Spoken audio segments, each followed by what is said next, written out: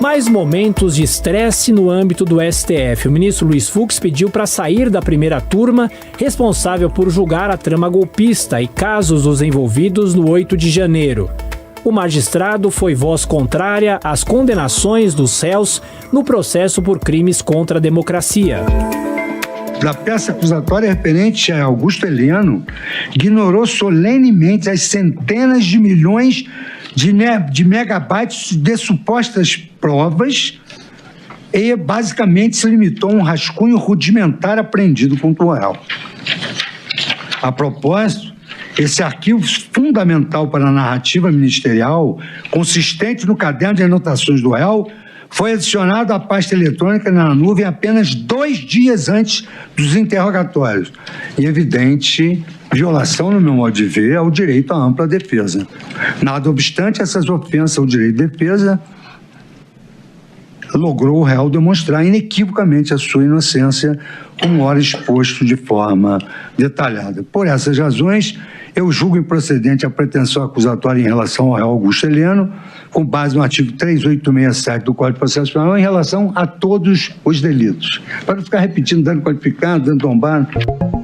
Autorizado pelo presidente do STF, o ministro Luiz Fux assumiu a vaga na segunda turma e fez uma exaltação ao novo colegiado.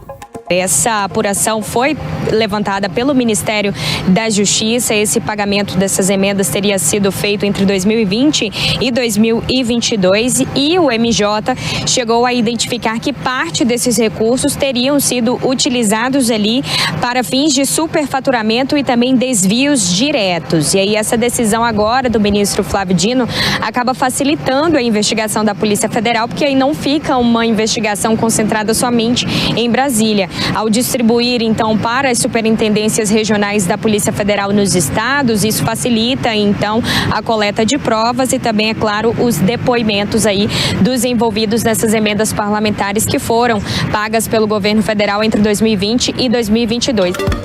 Na reta final do ano, o Procurador-Geral da República, Paulo Gonet, foi reconduzido ao cargo. O ministro Alexandre de Moraes, novamente na vitrine, rasgou elogios ao chefe da Procuradoria-Geral da República. Alexandre de Moraes e Paulo Gonet estiveram no centro das atenções no julgamento da trama golpista que marcou 2025. Mas nem só de sucessões viveu a Suprema Corte neste ano. O julgamento da trama golpista chamou a atenção da opinião pública em um momento inédito da democracia brasileira. A condenação e a prisão dos réus foram o desfecho do processo.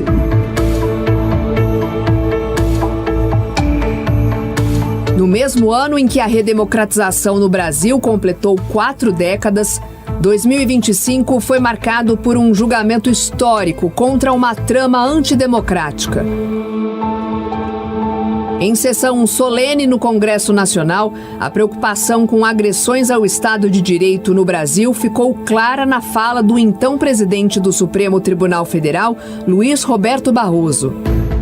A democracia brasileira é um enorme sucesso e é em boa hora que nós estamos aqui para comemorá-la. Nesse momento em que há escuridão no horizonte global, nós podemos ser as luzes do caminho. Eu tenho muita fé no Brasil e creio que com integridade, civilidade, idealismo e competência, nós podemos ser a sensação do mundo. Democracia sempre. Muito obrigado. 1668, com a condenação dos réus Alexandre Ramagem Rodrigues, Almir Garnier Santos, Anderson Gustavo Torres, Augusto Heleno Ribeiro Pereira, Jair Messias Bolsonaro, Mauro César Barbosa Cid, Paulo Sérgio Nogueira de Oliveira e Walter Souza Braga Neto. Vencido o ministro Luiz Fux, que julgou procedente a ação penal apenas em relação aos réus Mauro César Barbosa Cid e Walter Souza Braga Neto, quanto ao crime de tentativa de abolição violenta do Estado Democrático de Direito, bem como julgou improcedente a ação penal em relação aos demais crimes e demais réus.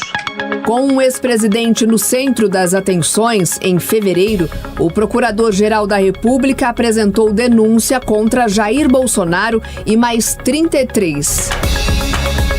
Entre os crimes apontados por Paulo Gonet estavam golpe, abolição violenta do Estado Democrático de Direito e organização criminosa. Da hora do julgamento pela mais alta corte do país, em que a democracia no Brasil assume a sua defesa ativa contra a tentativa de golpe apoiado em violência ameaçada e praticada. Nenhuma democracia se sustenta se não contar com efetivos meios para se contrapor a atos orientados à sua decomposição belicosa, ultrajante dos meios dispostos pela ortodoxia constitucional para dirigir o seu exercício e para gerir a transição do poder político. A ordem disposta na Constituição dispõe de meios institucionais para atalhar investidas contra ela própria e o seu espírito. O controle de constitucionalidade é uma dessas formas, suficiente tantas vezes para remediar desvios jurídicos da estrutura da ordem. Na lista estavam ex-integrantes do governo, como Mauro Cid, Augusto Heleno, Walter Braga Neto e Anderson Torres. Jair Bolsonaro ironizou a PGR pela denúncia apresentada contra ele. O tempo todo, vamos prender o Bolsonaro. Caguei na prisão.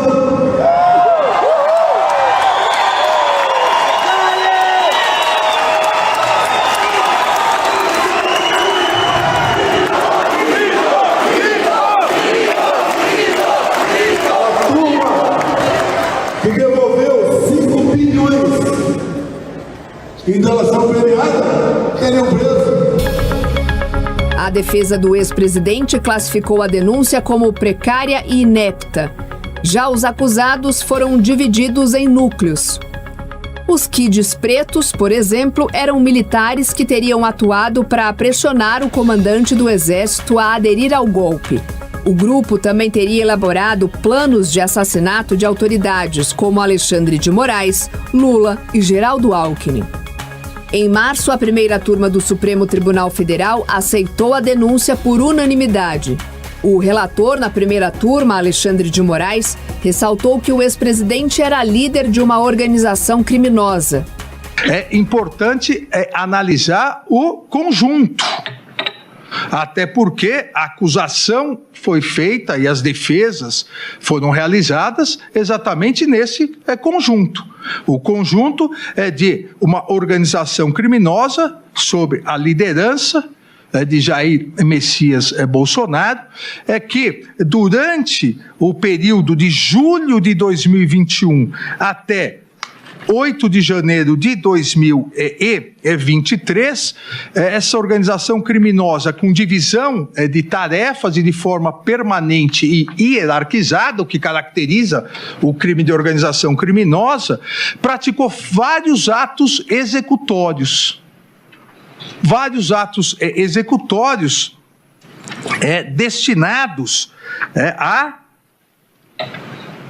primeiro, atentar contra o Estado democrático de direito, no sentido de pretender, nos termos do artigo 359-L, pretender restringir ou suprimir, mediante grave ameaça, a atuação de um dos poderes de Estado, no caso, o poder judiciário.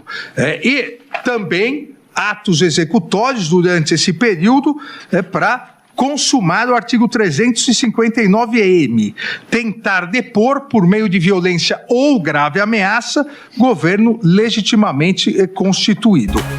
Jair Bolsonaro reagiu imediatamente. Momento ainda de intranquilidade no Brasil, por causa especial da criatividade de alguns. Ontem eu fui ao Supremo, a decisão foi na última hora, vocês surpreenderam. Hoje resolvi não ir. Motivo: obviamente eu não sabia o que ia acontecer. Mas vamos lá. Eu espero hoje botar um ponto final nisso aí. Parece que tem algo pessoal contra mim. E a acusação é muito grave. E são infundadas. E não é da boca para fora. Além do ex-presidente, viraram réus Alexandre Ramagem, Almir Garnier, Anderson Torres, Augusto Heleno, Paulo Sérgio Nogueira e Walter Braga Neto. Mauro Cid, que também estava na lista, fechou uma delação premiada. Os demais acusados tentaram desqualificar as informações passadas pelo ex-ajudante de ordens do Planalto. Notícias vindas dos Estados Unidos. O secretário de Estado Marco Rubio publicou o seguinte nas redes sociais. Eu não sei se a gente tem arte para colocar na tela. Temos aí, ó. Ele diz o seguinte: as perseguições políticas do violador de direitos humanos Alexandre de Moraes continuam, já que ele e outros membros do Supremo Tribunal Federal, STF, decidiram injustamente pela prisão do ex-presidente Jair Bolsonaro. E aqui o tema de maior relevância, né? De maior atenção. Os Estados Unidos responderão de forma adequada a essa caça às bruxas. Dos Estados Unidos, Eduardo Bolsonaro começou a articular possíveis sanções à Suprema Corte. Já Alexandre de Moraes abriu um inquérito contra o parlamentar por supostamente atuar fora do país contra o judiciário. Muito pior foi feito, né? Se é que foi alguma coisa ruim agora, no passado, um pouco 17, 18, quando o Lula estava preso. O PT em especial rodou o mundo denunciando a justiça brasileira como parcial, como a justiça que estava perseguindo o Lula preso naquele momento. Eu converso com meu filho de vez em quando, o trabalho que ele faz lá é por democracia no Brasil.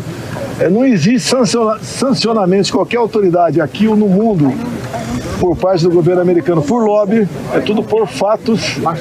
Então não adianta ninguém querer jogar para cima dele. Porventura alguém venha ter sanção do Brasil, que seja lobby dele. Não tem lobby, são fatos. Em junho, Jair Bolsonaro ficou frente a frente com o ministro Alexandre de Moraes em depoimento ao Supremo Tribunal Federal.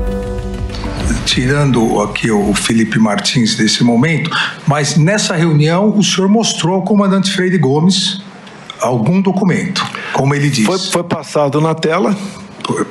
Na tela, os conselheiros foram bastante rápidos ali. Não havia, da nossa parte, uma gana de procurar, mesmo sendo, vamos supor que viéssemos encontrar remotamente algo na Constituição, não existia essa vontade. O sentimento de todo mundo é que não tínhamos mais nada que fazer. Se tivesse ser feito alguma coisa, seria lá atrás, via Congresso Nacional, não foi feito, então tínhamos que entubar o resultado das eleições e poder até a Vossa Excelência perguntar por que não passou a faixa. Eu não ia me submeter a maior vaia da história do Brasil, só de concordar comigo. Eu me submeter a um... mas eu não iria perguntar para o senhor. Tá, não, eu sei que o senhor ia perguntar, mas seria uma explicação, porque alguns dizem que muita coisa aconteceu porque eu não passei a faixa. Não passei porque não me submeter a passar a faixa para esse atual mandatário que está aí.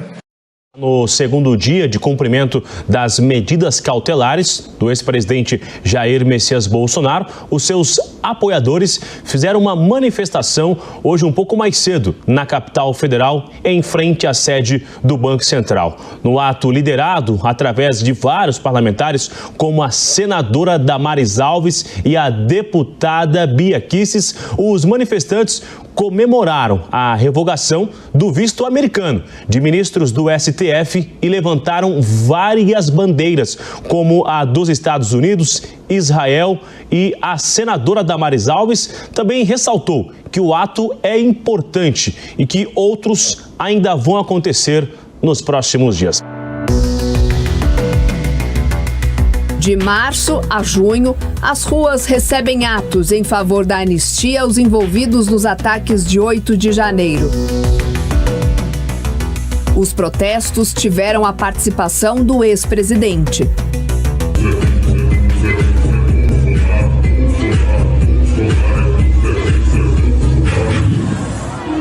Que respeite a família,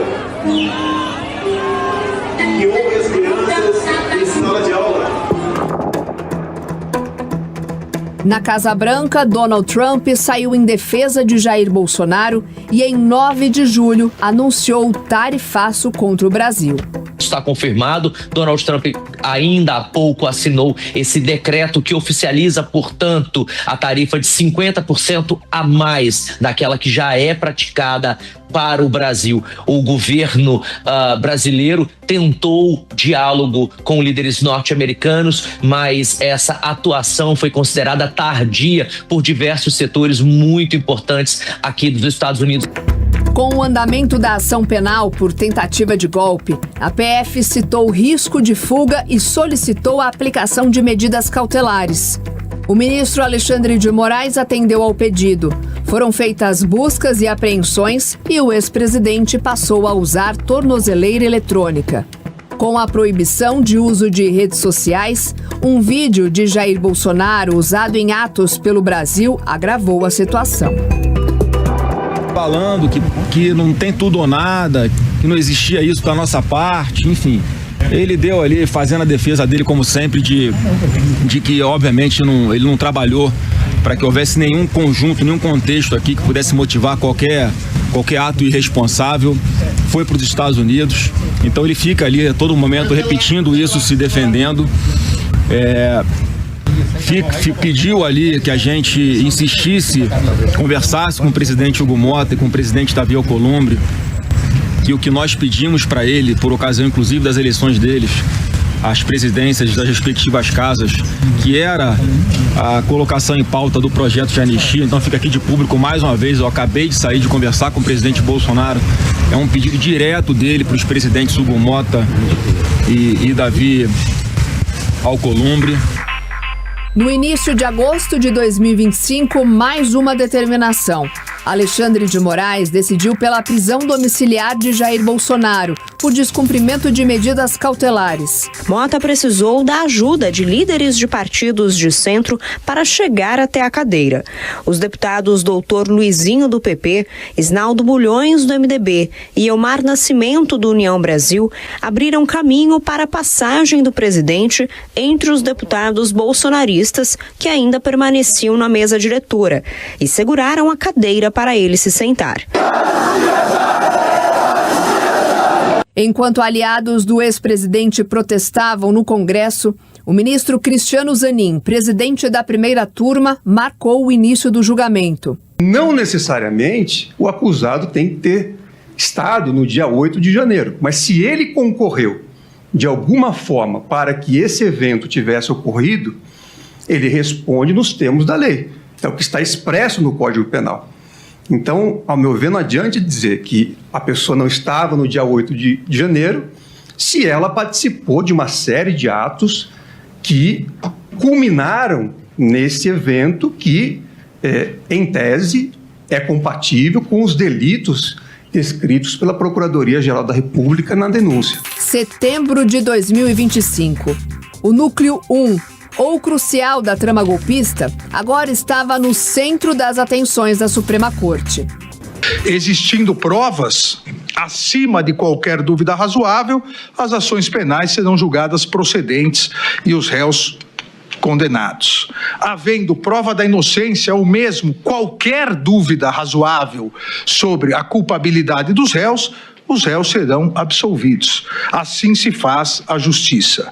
Esse é o papel do Supremo Tribunal Federal, julgar com imparcialidade e aplicar a justiça a cada um dos casos concretos. O desfecho veio no dia 11 de setembro. Jair Bolsonaro foi condenado a 27 anos e 3 meses de prisão. Diante de todo exposto, voto no sentido da procedência total da ação penal para condenar os réus Almir Garnier Santos, Anderson Gustavo Torres, Augusto Heleno Ribeiro Pereira, Mauro César Barbosa Cid, Paulo Sérgio Nogueira de Oliveira e Walter Souza Braga Neto pela prática das condutas de organização criminosa armada, tentativa de abolição violenta do Estado Democrático de Direito, golpe de Estado, dano qualificado pela violência e grave ameaça contra o patrimônio da União e com considerável prejuízo para a vítima e deterioração do patrimônio tombado, observadas as regras de concurso de pessoas e concurso material. Em relação a Jair Messias Bolsonaro, pelas mesmas infrações já descritas e a imputação específica de liderar a organização criminosa. E condena o réu Alexandre Rodrigues Ramagem pela prática das condutas de organização criminosa armada, tentativa de abolição violenta no Estado Democrático de Direito e golpe de Estado, deixando de analisar as condutas cuja ação penal foi suspensa pela resolução número 18, 2025 da Câmara dos Deputados. É o voto, senhor presidente. Enquanto as defesas recorriam, o ex-presidente tentou romper com ferro quente a tornozeleira eletrônica na mesma noite de uma vigília em favor dele, convocada pelo filho Flávio.